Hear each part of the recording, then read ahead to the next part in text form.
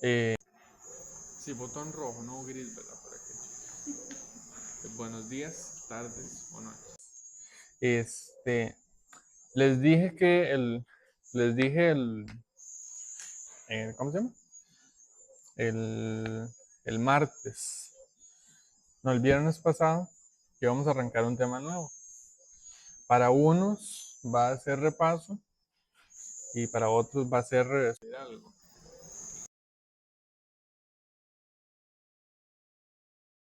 eh, porque si ya identificamos que no somos una iglesia y somos una congregación, una quejilá, el siguiente paso es el origen de esa quejilá. Y, y para hablar del origen tenemos que hablar de identidad, pero no podemos hablar de identidad sin hablar del el tema base, fundamento y estructura de la identidad, que es eh, las dos casas de Israel, no las 12, como dijo alguien por ahí. Este, no, nada más para que tengan ahí como dato. Son dos casas. Este, entonces, vamos, para los que apuntan, vamos a ver 4 aspectos generales, 4 puntos. Hoy dudo mucho que terminemos de ver el primero, porque es muy amplio, pero vamos a ver qué se le hace. Entonces, vamos a ver 4 aspectos generales de este tema. Vamos a ver lo que es redefiniendo la identidad. Vamos a ver la conciencia de la cultura. Vamos a ver el origen de la división y vamos a ver el volviendo a casa. Todos sumamente importantes e interesantes. Ve, esa ahora me está quedando tan bonita, pero tan bonita que yo cuando termine de enseñar les voy a hacer un PDF y se los mando para que tengan, porque me está quedando tan bonito que hasta yo me asusto de lo bonito que va quedando esta presentación. Punto número 1, redefiniendo la identidad. Ahora, de identidad tenemos mucho de qué hablar, pero mucho. Sin embargo, hay un aspecto general que yo nunca le había puesto atención y que es de nuestra raíz y de nuestra sangre.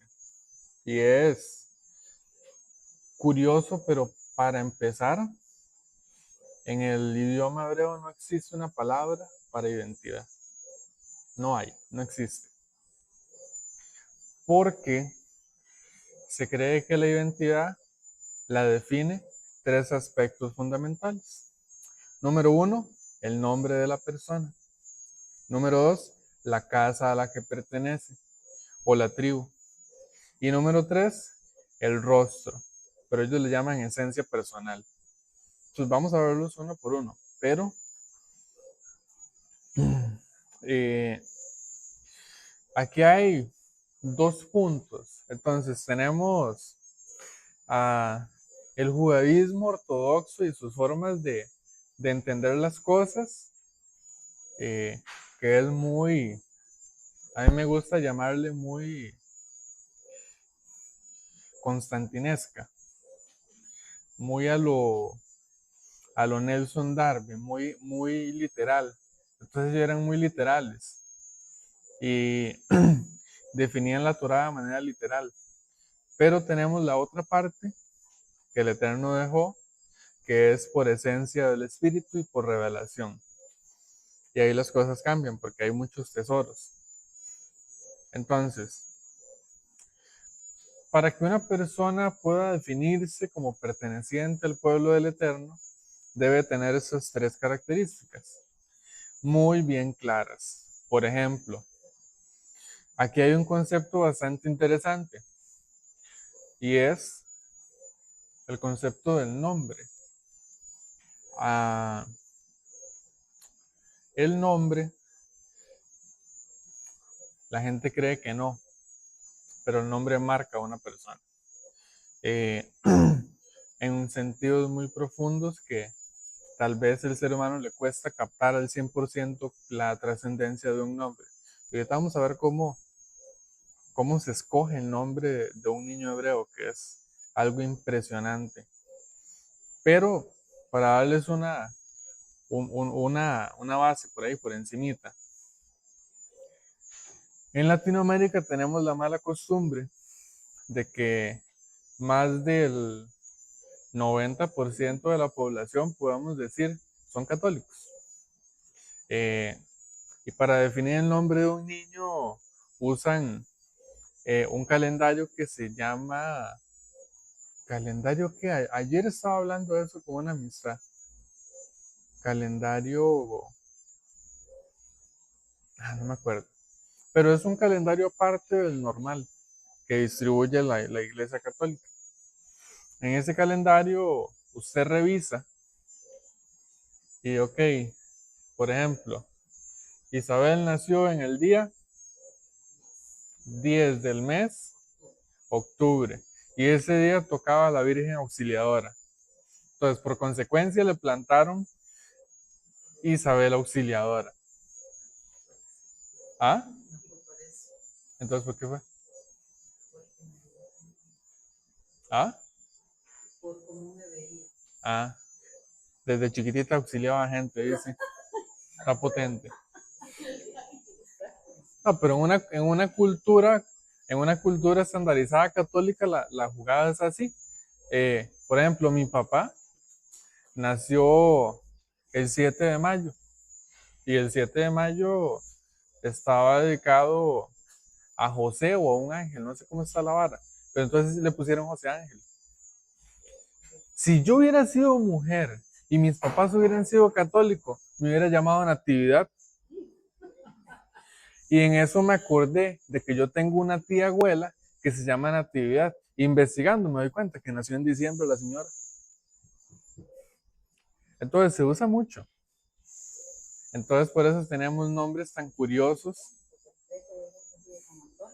Ajá. Ajá, es correcto. Por ahí hay muchos ejemplos. O sea, era muy común. En Latinoamérica ha sido muy común. Y eso, estamos hablando de que en Costa Rica se da a escala muy baja. En México eso es serio. En México, que es una de las grandes cunas del catolicismo en Latinoamérica, en México eso es bravo. En México se puede decir que más del 70% de la población tiene nombres con influencia católica. Y es muy común.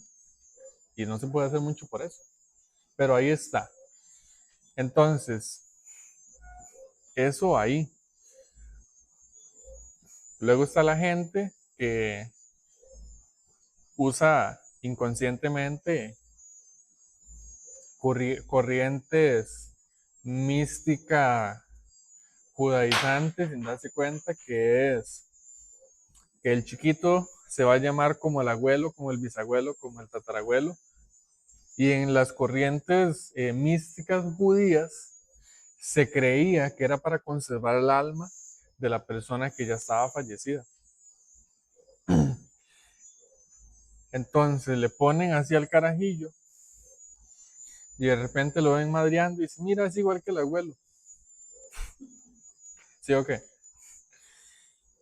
Entonces, bueno, yo tengo un primo que le pusieron Santiago por mi abuelo y una vez mi abuelo lo escuchó toser y se quedó mi abuelo. ¿Dónde está Chago? Porque papá tenía una tosecita muy distintiva. Los que lo conocieron, bueno, quizá Flor que lo conoció, tenía una tos muy distintiva de él. Y ese primo mío, que es de la segunda generación, salió con esa tos, exactamente igual a él. Y se llama Santiago. Entonces, ven cómo los nombres se marcan. ¿Ah? Eso no lo puede hacer usted, solo Dios. Y después vamos a hablar de cómo Dios cambia nombres, porque también es muy importante. Luego tenemos el aspecto general de que nosotros aquí tenemos un nombre. Entonces yo no puedo asegurar esto, porque sería mucha osadía de mi parte asegurar esto, pero hemos leído y entendemos que arriba el Eterno tiene un libro donde está escrito el verdadero nombre por el cual Él nos llamaba cuando estábamos en el vientre de nuestras madres. Como dice el Salmo, mi embrión vieron tus ojos. Entonces, y para captar la atención de un embrión, ¿cómo se hace? Llamándolo por el nombre. Naturalmente, cuando una mujer está embarazada en la cultura normal en la sociedad, se le empieza a decir el nombre desde antes de que nazca. Y el bichillo empieza a moverse. Entonces, ese es otro aspecto de los nombres. Entonces, vamos con el primero, el nombre. En la cultura hebrea, donde se dejan guiar por el Ruach, o sea, por el espíritu, la elección del nombre de una persona es un acto sumamente importante. Pues porque lo va a llevar toda la vida. Va a estar ligada a la esencia de la persona, pero no la define. Está ligado a, pero no lo define. Lo que quiere decir que si alguien llega y me dice a mí es que usted es igual de malcriado que su abuela, yo le voy a decir su abuela será. Entonces yo puedo decir, enojarme y probarle al tipo que tiene razón o cambiar la receta y decir, pues sí, ella es complicada, pero el Eterno ha hecho cosas y obras en mí y ya eso no es así. Y entonces nos desligamos de esa maldición, porque hasta cierto punto es una maldición. Entonces, también el nombre va ligado al carácter, no se separa de, va ligado, luego van a ver por qué. Entonces, en la cultura hebrea, y personalmente yo desde ahora les digo que yo lo voy a manejar así, porque me encantó esta forma en que ellos manejan lo de los nombres de los hijos. Y si yo algún día el Eterno me consigue la idea, la oportunidad de tener un hijo, yo lo voy a manejar así. Entonces, se mantenía en secreto el nombre del niño. No se le habla, no se le dice por el nombre mientras está en el vientre de la madre. Se mantiene en secreto y muchas veces no se recibe el nombre hasta el día que es circuncidado. Ya eso no lo voy a hacer con mis hijos porque ya eso no. O se daba a conocer públicamente el nombre en la primera lectura de la Torá en la que estaba presente el niño o en el primer Shabbat que estaba presente el niño como un ser vivo. O sea, fuera del vientre de su madre. Hasta ese entonces el nombre se daba a conocer, porque para ellos a veces hubieron casos en los que, porque tuvo que haber pasado, me hago yo la idea, de que de repente no recibían el nombre, entonces no lo podían nombrar. Porque para ellos es una parte sumamente importante.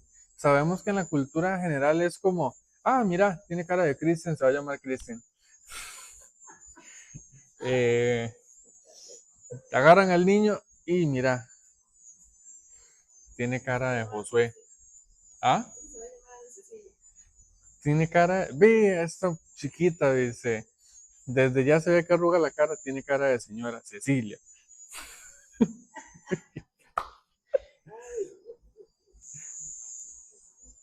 O, en este caso específico, como la abuela se llamaba Cecilia, la pobre niña le encaramaron Cecilia.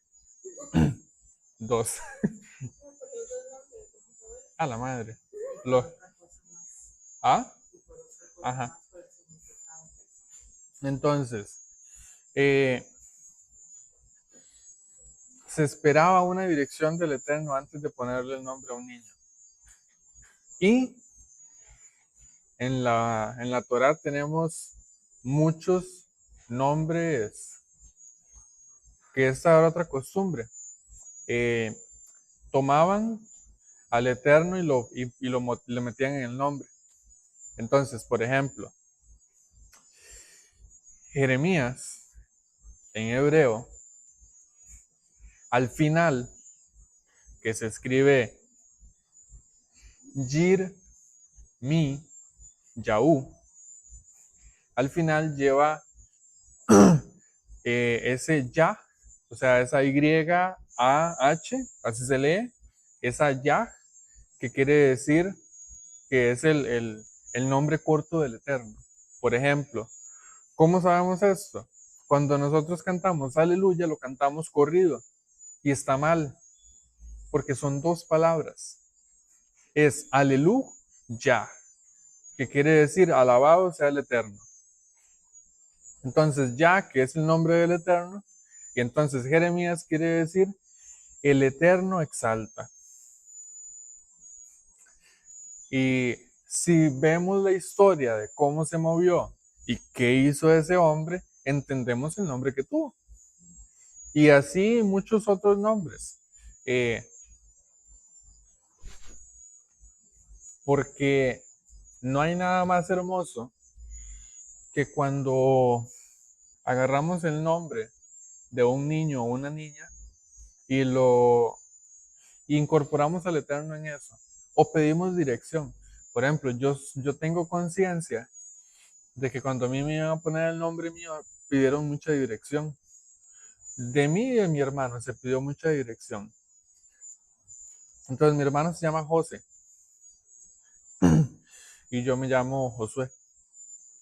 Y son nombres con significados muy profundos. Y puedo hablar del mío porque es el del que tengo más conciencia. Y ahorita vamos a hablar de eso. Pero hay un tema curioso, no sé si han visto, y es que el Eterno cambia nombres. ¿Cuándo se da el cambio de un nombre? Cuando hay un relanzamiento, una reactivación, un nuevo nacimiento en una persona. Entonces, yo conocí un caso de una persona que le cambiaron el nombre y, y la gente se sacaba mucho de sí cuando le decían por el nombre nuevo, pero hay dos tipos de cambio de nombre en esto. Está el que es permanente y está el que es para ratificar una asignación.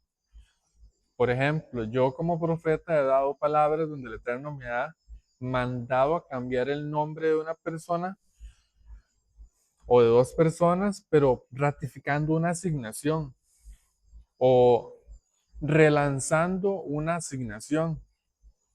Por ejemplo, el caso de los pastores de esta casa, que se les cambió el nombre en su momento, dando pautas para un relanzamiento en una asignación diferente. Entonces, está ese cambio de nombre. Y luego está el cambio de nombre que el Eterno hace, que son permanentes. Y la persona, si quiere, puede, inclusive, si quiere, puede ir al registro y hacerse el cambio. El ser humano es libre hoy día. Y si se identifica con ese nombre, puede ir y hacer el trámite al registro.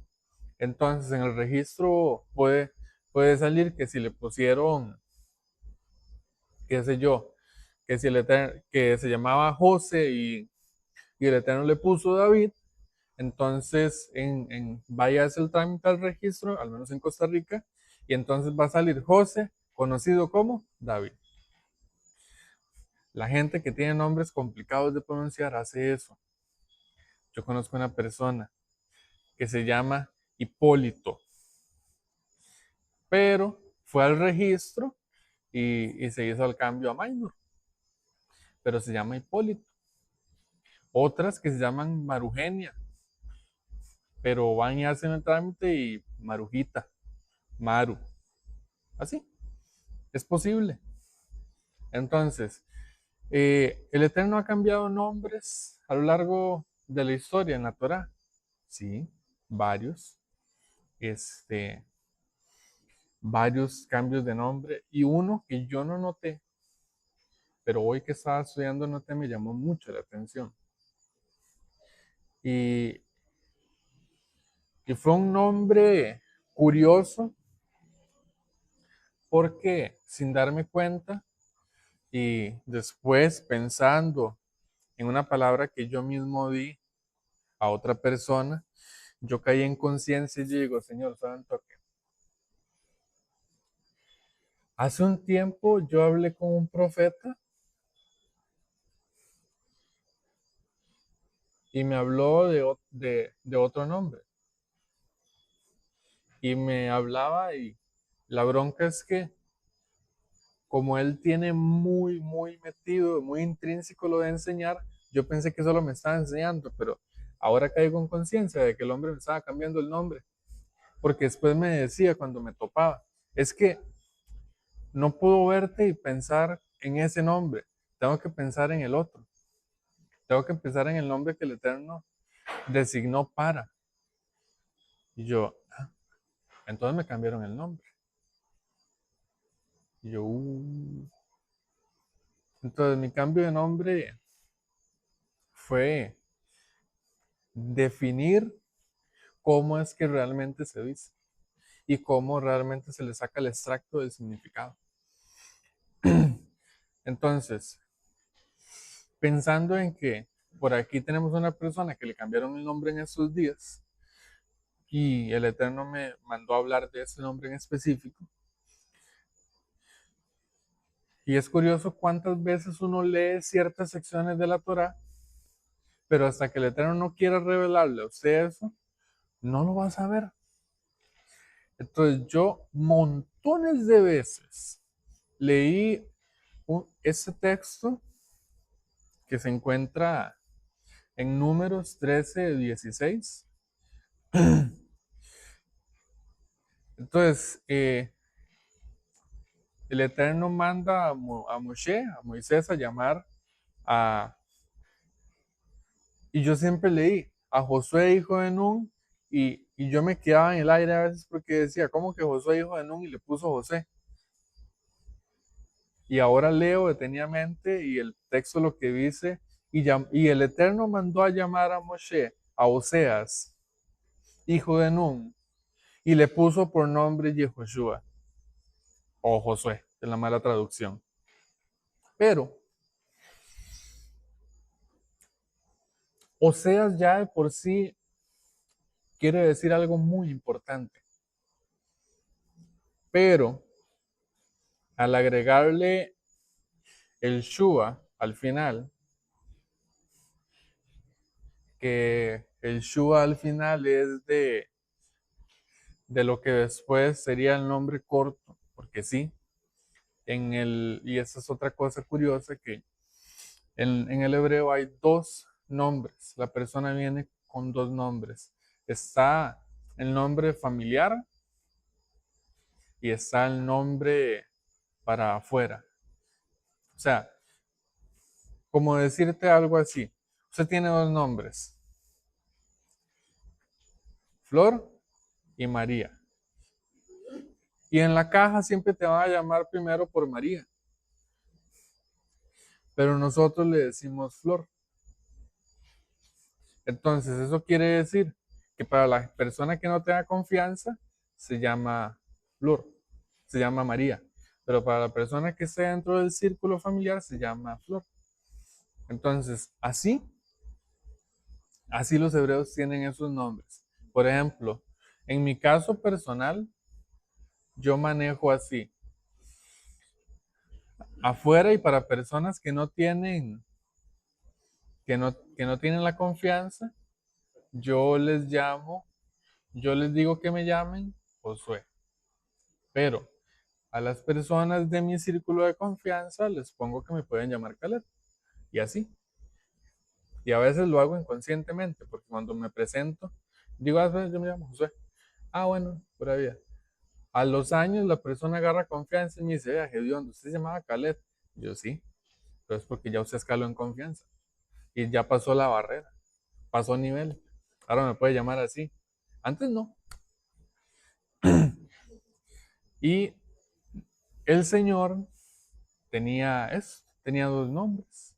Tenía su nombre, era Yehoshua, pero Su nombre para las personas que se dirigen a Él con confianza, porque están cerca, porque viven con Él, porque habitan con Él, es Yeshua.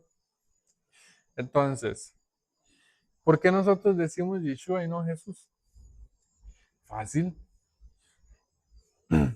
porque yo no tengo falta de confianza con Él.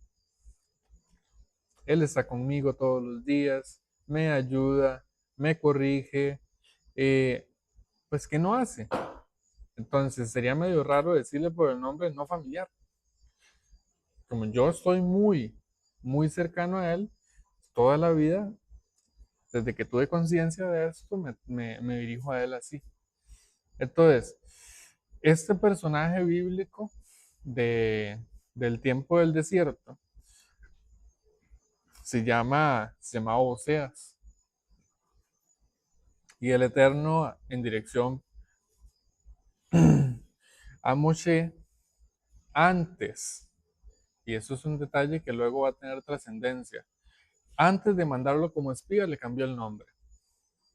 No por un tema de espionaje, es por un tema que va más allá trasciende de lo que podemos entender con la mente. Ya aquí hay que empezar a gestionar la revelación para entender qué fue lo que pasó ahí. Pero el nombre Yehoshua significa el Eterno salvó, salva y salvará. Entonces, ¿dónde está la trascendencia del cambio de este nombre? En que este tipo fue el que introdujo a todo un pueblo a una tierra que se le prometió. Lo salvó, lo salva durante todo el tramo de conquista. Bueno, perdón, durante todo el tramo de rodear. ¿En dónde salva? En que el muro no cayó para afuera, cayó para adentro. Todos los muros cayeron todos para adentro. En eso lo salvó también ahí. Y lo salvará. Que cuando entraron, el Eterno les dijo, siempre en cuando ustedes consulten conmigo, no habrá ejército que les pueda hacer frente. Entonces ahí se cumple la tercera, el Eterno salvará. ¿Y cuántos ejércitos no derrotó el pueblo de Israel con Yehoshua al mando? Montones de guerras se libraron. Es más, hubo una que es de mis favoritas, porque la ciencia hizo hace unos años un estudio del tiempo y de los ciclos de día y de noche. Hicieron una cuenta de lo que se cree que la Tierra tiene más o menos de girar y hay un lapso de tiempo donde falta tiempo, donde no se sabe qué pasó, porque el tiempo se quedó inerte un tiempo y luego volvió, donde la Tierra dejó de girar por un tiempo, no se desbarató nada y luego siguió girando. ¿Y en dónde pasa esto? Cuando Yehoshua está peleando contra el ejército enemigo. Y él le dice al Eterno, Señor, solo de día vamos a poder prevalecer contra esos enemigos. Retrase el ciclo de día y de noche para que podamos prevalecer contra los enemigos. Y el Eterno para el tiempo. La tierra no gira, el sol se queda estático en su lugar hasta que ellos destruyen a los enemigos y recogen el botín. Y después de eso la tierra vuelve a su... Y ahora, la ciencia no puede explicar cómo pasó eso. Yo sí. El Eterno salvó. Para nosotros es salvó. Para ellos era salvará. Bueno, perdón, para ellos era salva. Antes de la batalla era salvará. Para nosotros el día de hoy, a tiempo de hoy, es salvó, porque ya lo hizo. Entonces estamos hablando de que el Eterno salvó, salva y va a salvar. Entonces, cuando yo entiendo la trascendencia espiritual de un nombre y veo todo lo que he recorrido en mi vida hasta ahora, veo que el Eterno me salvó, día a día me salva y a futuro me va a salvar de cualquier otro problema. Y mis palabras, que no son mías, que son de parte de Él, salvaron, salvan y salvarán. Entonces, esto es, a grandes rasgos, lo que tiene que ver con el nombre de una persona. Es una decisión muy, muy, muy delicada. ¿Cuántos casos de personas que por jugar de graciosos le ponen un nombre a un chiquito y lo maldicen para toda la vida? Porque en el mundo hay gente muy, ¿cómo hacemos para decirles bonitos? Faltos de coeficiente intelectual, tontos. Y no tengo pruebas, pero tampoco tengo dudas de que algún bruto en algún lugar del mundo le haya puesto como cierto dictador alemán, que no podemos mencionar el nombre porque el video lo tumba inmediatamente, porque si ha habido gente que le pone a los chiquitos en Colombia Escobar como nombre, y eso es solo como la punta del iceberg en lo de los nombres. ¿Cuánta gente babosa no le habrá puesto nombres de dioses, de demonios, de personajes históricos de dudosa procedencia a un niño que no tiene nada que pagar y le jodieron la vida el resto de la vida? Lo maldijeron. Porque digamos, no es como que usted crea que por propósito de Dios un chiquito se va a llamar Moloch. O sea, no. Por estupidez humana sí, pero jamás por dirección del Eterno. Entonces, cuando se va a elegir el nombre, naturalmente los padres se meten en largos tiempos de adoración para pedir una respuesta.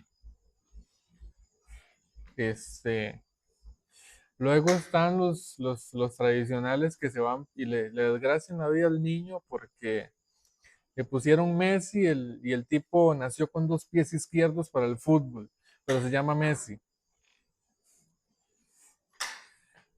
Le ponen Ronaldo, pero el tipo salió con 2 pies izquierdos para el fútbol. Y así no funciona la jugada. Se les cayó el negocio inmediatamente. Ya otros con más osadía, y entonces nos encontramos nombres como Goku Sánchez, Naruto José del Carmen, porque eso existe en los registros civiles de México. Por Dios, yo lo investigué, eso existe. No es un cuento que en Costa Rica no se ve tanto porque la cultura geek es un poquito muy desconocida, pero en otros países eso a una escala que usted no se imagina. Sí, en algún lugar del mundo hay un chiquito con apellido Hernández que se llama Goku. Pobre de ese niño cuando creas que vaya al colegio. Porque entonces van a decir, mira, ese es Goku Sánchez. ¿Verdad? Entonces, esta es la primera parte que tiene que ver con el nombre de la persona. Joder Dios, ¿en qué momento hablé tanto? Pues vamos a ver si podemos ver la segunda, que también es bastante extensa, pero vamos a hacer a la fuercita. Segundo, la casa paterna a la que pertenece o la tribu a la que pertenece. Porque En una sociedad tribal sería ilógico am, que todos fueran, por ejemplo, agricultores. Si en una sociedad tribal todos son agricultores, ¿qué pasa en cuestión de meses? No hay economía, porque si no hay comerciantes, ¿quién vende lo que los agricultores produjeron? Y en Israel, las 12 tribus tenían sus distintos comportamientos. Entonces, había una tribu que estaba designada para un trabajo, otra para otro, y en base a lo que el Eterno les dio para desempeñarse, así enseñaban a sus hijos. Entonces, la segunda parte de la identidad que definía a un niño era lo que podríamos conocer hoy como la casa y la cultura, no, perdón, sería lo que los papás crean, sería para hoy más o menos, porque naturalmente, yo a mi hijo le puedo dar a escoger entre ser hincha del Saprissa o de la liga. Y si termina la liga, entonces me va a tocar aceptar la idea de que él sea liguista aunque esté mal. Y aunque esté condenado toda la vida a perder títulos y a perder finales, porque eso es algo muy de la liga. Entonces yo no puedo obligar a mi chiquito a ser hincha del mejor equipo de Costa Rica y el más campeón de Centroamérica tal vez. ¿Por qué no? Porque es una decisión. Entonces, por ejemplo, a mi papá, él no tuvo que decirme usted es sapricista y punto. No, no. Él me dejó. Y cuando yo empecé a ver que Saprissa ganaba más, yo, vámonos, vamos con los que ganan. Y se acabó. Después, cuando vi temas de historia, dije, ve, mi tata tuvo una muy buena decisión. Y con 8 años me plantó perdón, con 8 años, no, con 4 años me plantó una camisa de lo que para mí es uno de los mejores centrocampistas que tuvo Costa Rica, el Paté Centeno. Tipazo también. Entonces, en base a esas cosas, se genera cómo se va a formar el niño o cómo va a ser su identidad a largo plazo. Porque, por ejemplo, en mi casa siempre fuimos de una cultura muy futbolera. Entonces, yo tengo un hermano que, que parece que cuando estaba a punto de nacer a él le dijeron, si usted toca un balón de fútbol, se le pudre la pata. Porque ese más usted no lo hace tocar una bola por nada de la vida. Nada. Y la única y última vez que me acuerdo yo que se man tocó una bola con el pie, la pateó y la tiró al río y hasta el día de hoy yo no sé cuál es el paradero de esa bola. Entonces, aunque los dos crecimos en el mismo ambiente, él decidió su rumbo y yo el mío. Pero no deja de marcar cómo van a ser los niños, la cultura en la que crezcan. Entonces, la casa paterna a la que pertenece una persona, eh, la pregunta que surge de repente es por qué esto sería relevante. Pero en una sociedad tribal como era esta, lo era mucho. Y lo sigue siendo, porque se modernizó, pero la esencia sigue siendo la misma. Entonces van a ver por qué. Cada una de las casas tenía la misma Torah. Cada una de las tribus tenía la misma Torah, el mismo rollo. Pero podemos estar de acuerdo en este punto, y es en que si a mí me van a enseñar de Éxodo 12 y ahí le van a enseñar de Éxodo 12, no vamos a enseñar lo mismo. Ella va a enseñar lo que ella interprete y el Eterno le dé. Yo voy a hacer lo mismo. No nos vamos a contradecir, pero no es lo mismo. Es más, va a ser el mismo tema. Vamos a estar de acuerdo en todo. Pero cuando ustedes lo escuchen de ella y cuando lo escuchen de mí, van a decir, algo cambió. Y eso es la esencia paterna, la esencia de la casa, la esencia de la tribu que va ahí en nosotros. Eh, entonces, en las tribus, todos, todos tienen la misma Torah. Eh, Era lo más interesante porque ellos tenían un dicho para esto.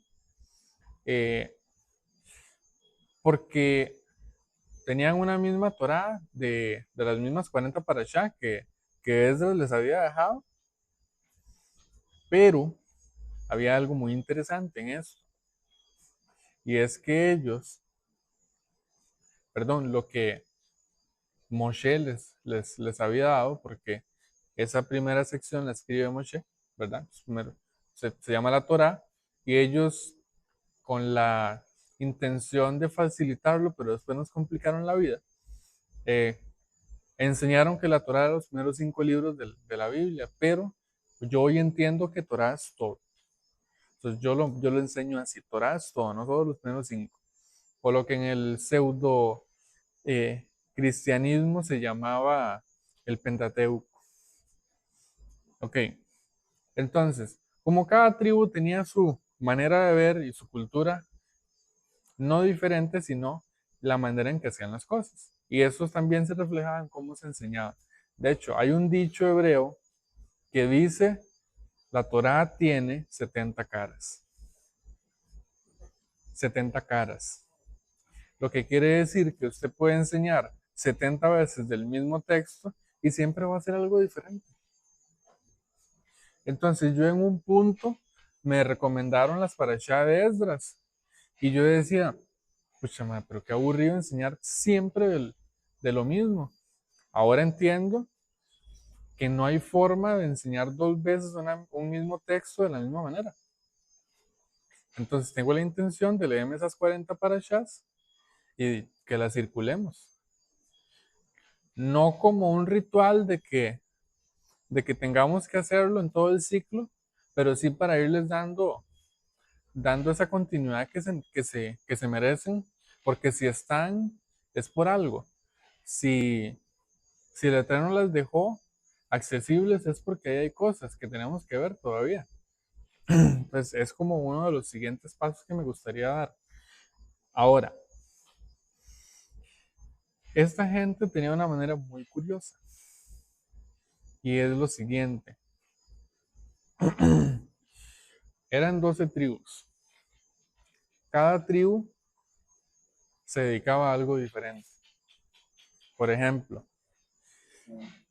Zabulón se encargaba de los comercios marítimos.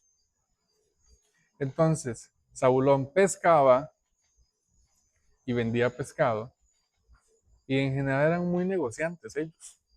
Eran muy de hacer negocios. Entonces, un niño que nacía en la tribu de Zabulón le enseñaban la Torá desde la perspectiva de cómo hacer negocios de manera íntegra, de manera alineada a la Torá, y qué es lo que el Eterno establecía para un negociante, cómo tenía que manejarse, cómo no tenía que hacer ningún chanchurrio a los clientes, cómo no podía estafar, porque si se tenía la osadía de estafar a una persona, el Eterno lo llevaba a juicio, porque incumplía una ley que era la segunda. Amarás a tu prójimo como a ti mismo. Y yo no me estafo a mí mismo. Y más adelante habla de que no hay que robarle al prójimo. Entonces, ellos enseñaban este lineamiento así, direccionado a lo que pues sabían que el niño iba a hacer en su futuro, porque nació en Zabulón, entonces como era lo que le enseñaban, era imposible que saliera bueno para los negocios, ¿verdad? Porque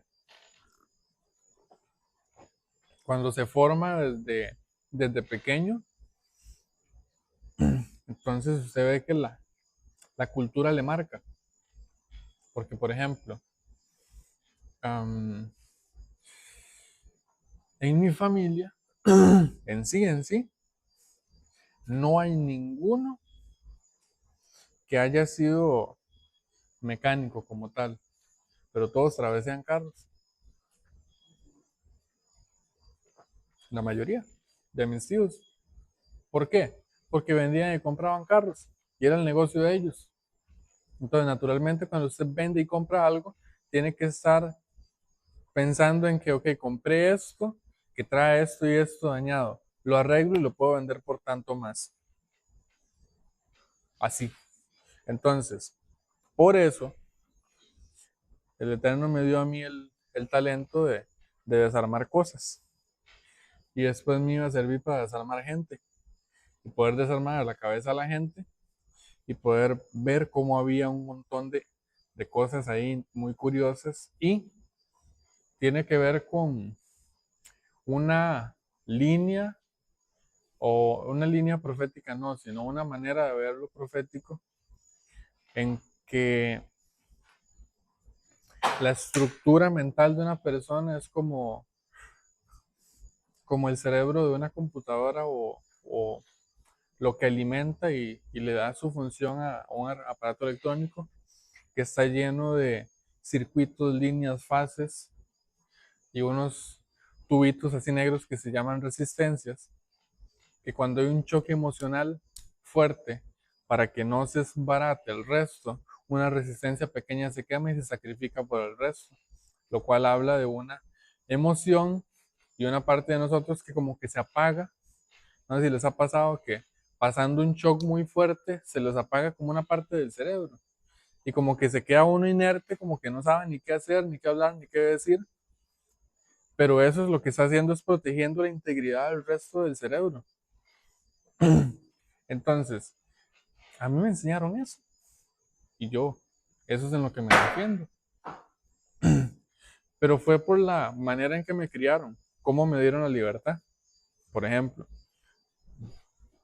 mi hermano tenía un montón de carritos, pero los tenía ahí metidos en el paquete y no los usaba el pendejo ese. Entonces llegué yo y los saqué del paquete y los desarmaba para ver qué era que tenían, para ver qué tenían por dentro. Y empecé a desarmar cosas para ver qué tenían por dentro.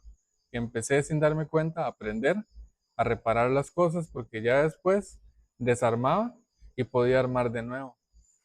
Ya no era nada más desarmar por desbaratar. Vi a mi papá toda una vida hacer cosas con madera. Y a mí nadie me enseñó a trabajar la madera y yo he hecho mis inventos de muebles de madera cuando los he necesitado. Cosas que yo sé que no hubieran sido posibles de no ser por la crianza que me dieron. Entonces, muchas veces lo que define la personalidad y la identidad de una persona en lo que llega a ejercer se ve fuertemente influenciado por eso. Entonces, cada una de las 12 tribus enseñaba la Torá en un enfoque distinto. Entonces, aquí es otro ejemplo. Por ejemplo, la tribu de Isaacar enseñaba la Torá, y yo creo que con esto voy cerrando. Sí. La tribu de Isaacar enseñaba la Torá desde el enfoque puramente erudístico o la erudición, lo que quiere decir que era más intelectual. Entonces, ellos no eran tanto de, mira, es que el Eterno manda a que nosotros no podemos estafar porque aquí están los mandamientos, no, ellos eran, vea, la Torah en realidad lo que significa es esto, y ellos enseñaban profundidad, porque era el tema de ellos, estudiosos, profundos, por eso entendían los astros, contrario a lo que la gente llama, y en las sociedades judio-cristianas, entonces andan diciendo, tenemos que ser como la tribu de Isaacar. Ajá, ¿y eso cómo es? Entendidos en los tiempos. Ay, qué bueno. ¿Y sabes qué es una luna nueva? Es del diablo. Pues se contradicen porque te dicen, no, es que yo soy entendido en los tiempos. Ajá, Entonces, ¿qué son las 7 fiestas? Eso es judaísmo, como diría un ser que yo conozco, ¿verdad? Se mezclan y se contradicen entre ellos mismos. Pero ¿qué es realmente ser como la tribu de Isaacar? Es estar consciente del ciclo, saber cuándo hay cambio de ciclo, entender qué es lo que trae ese ciclo nuevo y en base a lo que el Eterno revela de lo que trae el ciclo y lo que yo ya sé del pasado, forjar la calzada para yo caminar en lo nuevo. No es nada más, ay, qué chiva, sé cómo funcionan las estrellas. No, la gente de Isaacar, y a mí me gustaría en algún momento contactar con una persona que haya sido forjado por Isaacar y que me dé una o dos enseñanzas, porque esta gente enseñaba muy, muy profundo. Porque si lograban comprender cómo funcionaban las estrellas y el mensaje que el Eterno dejó ahí, como lo dice el Salmo 19:1, los cielos cuentan su gloria y el firmamento anuncia la obra redentora de sus manos, lo que quiere decir es que si hay una persona y unas personas que saben en este mundo cuál es el mensaje de salvación más puro y sin, y sin tacto humano, son la tribu de Isaacar porque el gran y el mayor mensaje de salvación está en las estrellas. Que nosotros no lo podamos leer, perdón, que nosotros no lo podamos leer porque no sabemos, no quiere decir que no esté ahí. Entonces, si yo a usted le digo que aquí tengo un rótulo en japonés que dice hola, bienvenido, pero usted lo que ve es un poco de rayas, usted no puede decir ahí no dice nada. Porque si usted dice ahí no dice nada, no es porque usted no quiera aprender, es porque no sabe. Y negar lo que ahí está es negar el mensaje de salvación que se dejó. Y entonces dejarse decir cosas tan peligrosas como las estrellas son del diablo porque las usan para la brujería. Y entonces la gente dice, el zodiaco es del diablo, pero si usted saca con espinas en esa cochinada hay un montón de cosas interesantes y curiosas que tienen sentido al final del día cuando uno llega a la verdad y que todo eso tiene que ver con lunas nuevas y ciclos lunares, que al final del día fue lo que el Eterno estableció como mediciones de tiempo para nosotros. Entonces, decir, soy de la tribu de Isaacar, y no estar atento a las lunas, es como decir, mira, yo soy amigo de Cristiano Ronaldo. Ah, ¿y él sabe que vos sos amigo de él? No, pero yo sé que soy amigo de él. Así es, pura exactamente. En términos generales eso es. Entonces, esta es la segunda de las partes que construye una identidad en una persona según el contexto hebreo verdadero. No el cabalista ni el mesotérico, sino el que está pegado 100% a la Torah. Entonces, si algún día tienen hijos, pregunten arriba, primero si ocupan una vida más aquí abajo, porque eso es muy importante. Y segundo, ¿qué nombre va a tener esa vida? Porque también eso es relevante. Y si en algún momento les toca que el Eterno les cambie el nombre, yay, disfrútenlo, porque no pasa todos los días. La otra es que yo no puedo asegurar que el nombre que Dios cambia aquí abajo sea el mismo que vamos a tener arriba.